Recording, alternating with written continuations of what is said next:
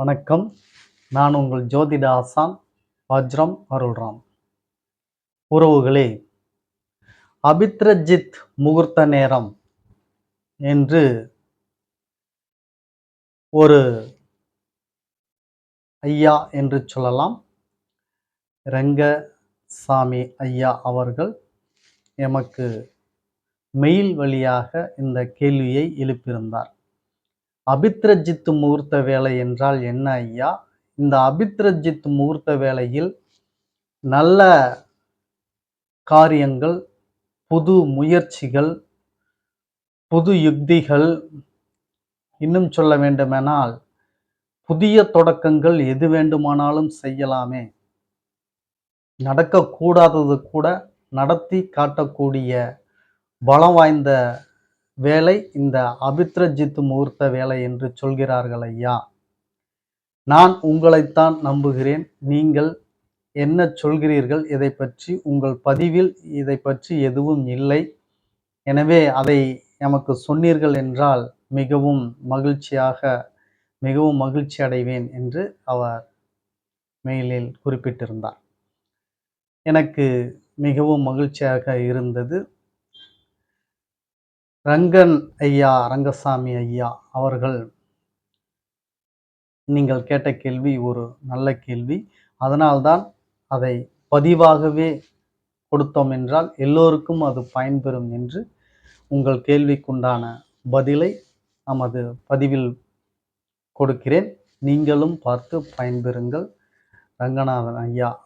ரங்கசாமி ஐயா உங்களுக்கு வாழ்த்துக்களையும் நன்றியையும் சொல்லிக் கொள்கிறேன். இந்த அபித்ரஜித் முகூர்த்த வேலை என்பது ஒரு சுப வேலையா? இதனால் ஏற்படக்கூடிய பயன்கள் என்பது உண்மையா இல்லையா என்ற அவர் கேள்விக்குண்டான பதிலுக்கு நாம் இந்த பதிவில் பார்ப்பதற்கு முன்னால் புதிதாக ஒரு சில வார்த்தைகள் நமது சேனலை பார்த்து கொண்டிருக்கும் உறவுகளே, நீங்கள் உங்கள் உறவினர்கள், சொந்தங்கள், அக்கம் பக்கத்தில் இருப்பவர்கள் மற்றும் நண்பர்கள் அனைவரிடத்திலும் நமது சேனலை எடுத்துச் சொல்லி அவர்களையும் சப்ஸ்கிரைப் செய்ய சொல்லுங்கள் உறவுகளே. நாம் ஸ்ரீ ஜெயகௌரி ஜோதிடாலய நிறுவனம் ஒன்றை நடத்தி கொண்டு வருகிறோம். அந்த நிறுவனத்தின் வழியாக இல்லாதவர்களுக்கும் இயலாதவர்களுக்கும் ஏழை எளியவர்களுக்கும் நம்மால் முடிந்த உதவிகளை செய்து கொண்டு வருகிறோம். அது மட்டுமல்லாமல் இறைத்தொண்டு என்று சொல்லக்கூடிய ஆலய பணிகள், ஹோமம் வளர்ப்பது, வேலி வளர்ப்பது, இது போன்ற நற்காரியங்களையும் நாம் செய்து கொண்டு வருகிறோம். நாம் செய்யும் இந்த செயல்களினால் கிடைக்கப்பெறும் புண்ணியங்கள் அத்தனையும் கௌரி ஆன்மீக சேனலின் பார்வையாளராக இருக்கக்கூடிய உங்கள் ஒவ்வொருவருக்கும் கிடைக்கும். நீங்கள் நமது சேனலை சப்ஸ்கிரைப் செய்வதனால் நமது குடும்பத்தில் ஓர் அங்கத்தினராக மாறிவிடுகிறீர்கள். எனவே உங்களுக்கும் உங்கள் குடும்பத்தாருக்கும் இந்த புண்ணியத்தில் பங்கு உண்டு என்பதை மறந்து விடாதீர்கள். அதுதான் உண்மை. உறவுகளே, பார்த்து கொண்டு இருக்கக்கூடிய நீங்கள் முதலில் நமது சேனலை சப்ஸ்கிரைப் செய்து கொள்ளுங்கள். அருகில் இருக்கக்கூடிய பெல் பட்டன் ப்ரெஸ் பண்ணிக்கோங்க. லைக் பண்ணுங்க, ஷேர் பண்ணுங்க. இப்போ பதிவுக்குள்ள போகலாம் வாங்க உறவுகளே.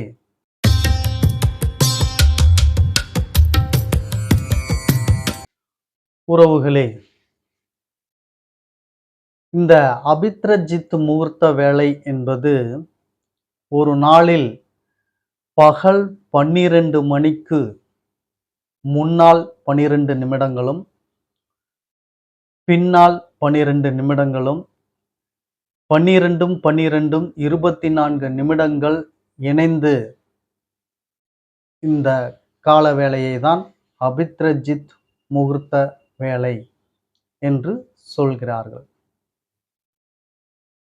நன்கு புரிந்து கொள்ளுங்கள். மீண்டும் ஒரு முறை சொல்கிறேன். ஒரு நாள் பகல் பொழுதில் பகல் 12 மணி வருகிறதல்லவா, இந்த பகல் 12 மணியில் 12 நிமிடம் முன்பும் 12 மணியிலிருந்து 12 நிமிடம் பின்பும் அந்த 12ம் இந்த 12ம் இணைத்தால் 24 நிமிடம். இந்த 24 நிமிடங்கள் கொண்ட அளவு நேரம்தான் இந்த அபித்ரஜித் முகூர்த்த நேரம் என்று சொல்கிறார்கள். இன்னும் சொல்ல வேண்டுமென்றால் 11:48 12:12 வரை 11:48 முதல் 12:12 வரை இருக்கக்கூடிய கால அளவை தான் அபித்ரஜித் முகூர்த்த வேலை என்று சொல்கிறார்கள். நன்கு புரிந்து கொள்ள வேண்டும். இந்த வேளையில் நீங்கள் புதிய தொடக்கம், புதிய முயற்சி, வாராத ஒரு இழுவையில் உள்ள ஒரு பிரச்சனையோ, ஒரு செயலையோ எது வேண்டுமானாலும் உங்களுக்கு தடைபட்டக்கூடிய நாள்பட்டது எப்பேற்பட்ட விஷயமா இருந்தாலும் இந்த அபித்ரஜித் முகூர்த்த வேலையை பயன்படுத்தி அதில் நீங்கள் தொடங்கினீர்கள் என்றால் அந்த காரியம் உங்களுக்கு வெற்றியை தரும். அது எந்த பிரச்சனையாக இருந்தாலும், எந்த செயல்பாடாக இருந்தாலும், எந்த நோக்கத்தில் நீங்கள் செய்கிறீர்கள் என்றாலும் அது முடிவு வெற்றியை உங்களுக்கு ஈட்டித் தரும் என்று தான் இந்த அபித்ரஜித் முகூர்த்த வேலையை சுட்டிக்காட்டி இருக்கிறார்கள். அதை தான் நீங்கள் ஐயா ரங்கநாதன் ஐயா, ரங்கசாமி ஐயா அவர்கள் கேட்டிருக்கிறார்கள். இந்த அபித்ரஜித் முகூர்த்த வேலை என்பது சரிதானா? இதனுடைய பலன் அந்த மாதிரி இருக்கா, கூடுதா அப்படின்னு சொல்லி நாம் ஒரு 2 வருடத்திற்கு முன்பே இதை ஆய்வு செய்தோம். 2 வருடத்திற்கு முன்பே இதை ஆய்வு செய்தோம். இந்த முகூர்த்த வேலைகள் இருக்கிறது என்று சொல்கிறார்களே, இது உண்மையா? இது சரியான அந்த நிகழ்வை நடத்துகிறதா, கொடுக்கிறதா? அதனால் மக்கள் பயன்பெறுகிறார்களா என்பதை பற்றி எல்லாம் இந்த மனதில் வைத்துக்கொண்டு இந்த ஆய்வை தொடங்கினோம். நாம் தொடங்கிய இந்த ஆய்வில் நமக்கு கிடைத்த பதில் என்னவென்றால், இந்த முகூர்த்த வேளையில் நாம் செய்யக்கூடிய எந்த செயல்களாக இருந்தாலும் வெற்றியை தரும் என்பது நம்மளுடைய ஆய்வின்படி, கருத்தின்படி சரியானது அல்ல. அந்த அளவிற்கு அது வெற்றியை தருவதில்லை. நாம் அதை ஆய்வு செய்து பார்த்துவிட்டோம். பல காரியங்கள் தோல்வியில் முடிகிறது, சில காரியங்கள் பிரச்சனைக்குள்ளாகிறது, 1-2 காரியங்கள் வெற்றியை தருகிறது. இந்த 1-2 காரியங்கள் எப்படி வெற்றியை தருகிறது? மெஜாரிட்டியாக இருக்கக்கூடியது தடைபடுவதும் தவறாக முடிவதும் தான் அதிகமாக இருக்கும் பொழுது இந்த வெற்றி மட்டும் சிறிதளவு கிடைக்கிறது எப்படி என்று அதையும் ஆய்வு செய்து பார்த்தோம். அதை ஆய்வு செய்து பார்த்ததில் ஹோரைகள் அந்த நிகழ்வை நடத்துகின்றது. அந்த வெற்றியாக நடந்த அந்த நாட்களில் அந்த நேரத்தில் சுபஹோரைகள் நடந்து கொண்டு இருந்ததால் அது வெற்றியை கொடுத்திருக்கிறது. அதையும் ஆய்வு செய்து பார்த்து விட்டோம். எனவே அபித்ரஜித் முகூர்த்த வேலை என்பது நமது கூற்றுப்படி நாம் ஆராய்ந்த வரைக்கும் அது அந்த அளவிற்கு உசிதம் இல்லை. அதனால் எந்த செயலையும் மாற்றவோ, அதனால் நீங்கள் செய்யும் வேலை சக்சஸாக அடைவதற்குண்டான வாய்ப்போ இல்லை என்பதுதான் நம்மளுடைய ஆய்வு சொல்கிறது, நான் சொல்கிறேன். இதை சுப ஓரையில் நீங்கள் எந்த ஒரு நிகழ்வை செய்தாலும் அது உங்களுக்கு வெற்றியை தரும் என்பதை மட்டும் நீங்கள் ஞாபகத்தில் வைத்துக் கொள்ளுங்கள். ஓரைகள்தான் ஒரு நிகழ்வை வெற்றியா தோல்வியா என்று தீர்மானிப்பதில் 65% பங்கு வகிப்பது ஓரைகள்தான்.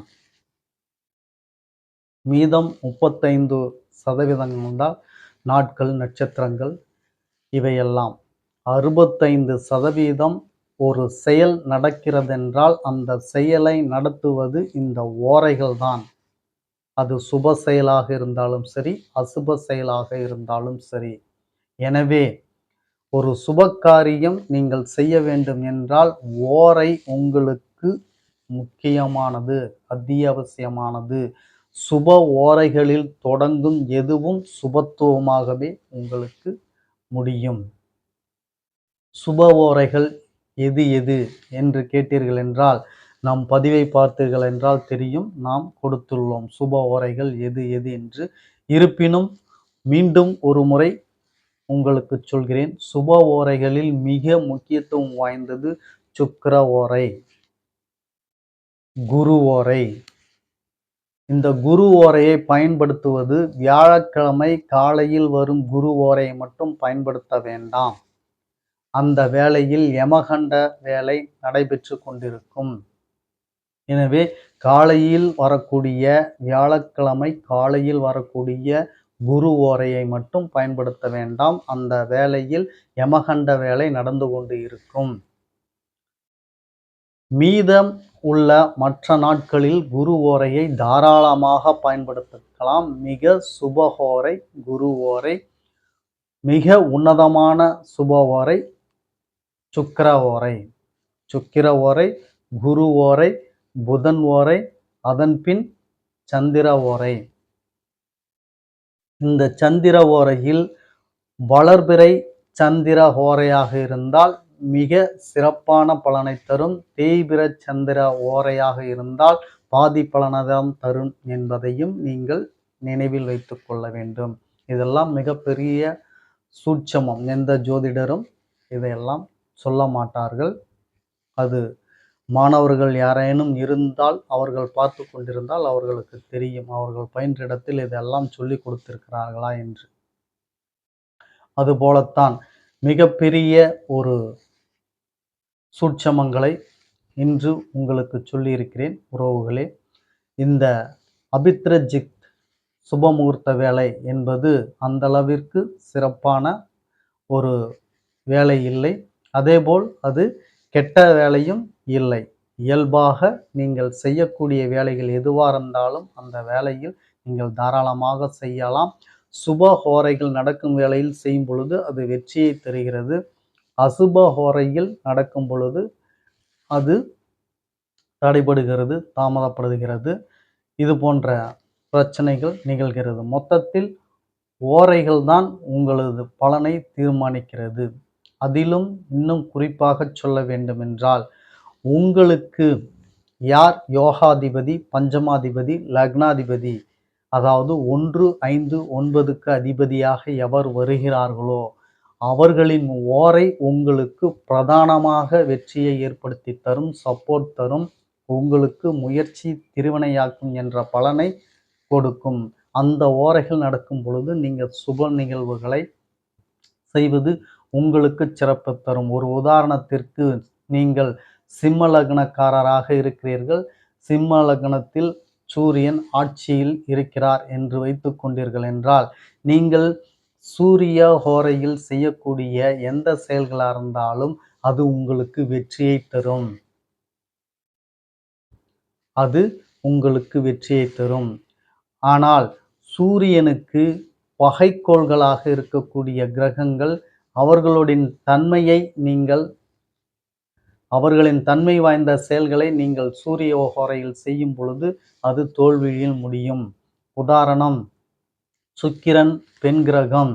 ஒரு பெண்ணிடம் பேசுவதற்கோ உதவி கோருவதற்கோ நீங்கள் போகிறீர்கள். நமக்கு தான் சூரிய ஓரை நல்ல பலன் தருமாச்சே அப்படின்னு சொல்லி நினச்சிட்டு நீங்கள் அந்த சூரிய ஓரையில் போய் ஒரு பொண்ணுக்கிட்ட நீங்கள் உதவி, நட்பு பாராட்டுவதோ செய்தீர்கள் என்றால் அங்கு நீங்கள் அவமானப்படுவதற்கோ அசிங்கப்படுவதற்கோ உண்டான வாய்ப்புகள் ஏற்படும். ஏனென்றால் சூரியனுக்கும் சுக்கிரனுக்கும் ஆகாத பகை.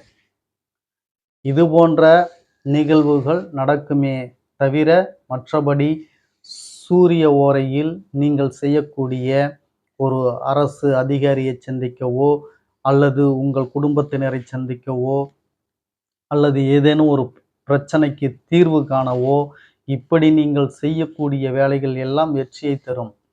சூரியனுக்கு எந்தெந்த கிரகங்கள் பகை கிரகங்களாக வருகிறதோ அது தன்மைகள் வாய்ந்த செயல்களை நீங்கள் செய்யும் பொழுது அது உங்களுக்கு எதிராக செயல்பட்டுவிடும். எனவே ஹோரைகள் தான் ஒரு செயல் செய்வதில் வெற்றியை 65% தீர்மானம் செய்கிறது என்பதை மட்டும் நீங்கள் புரிந்து கொள்ளுங்கள் உறவுகளே. ஒரு சிறப்பான பதிவை நீங்கள் இன்று பார்த்திருக்கிறீர்கள். மீண்டும் ஒரு பதிவில் உங்களை சந்திக்கும் வரை உங்களுக்கு நன்றி, வணக்கம் சொல்லிக்கிறேன் உறவுகளே.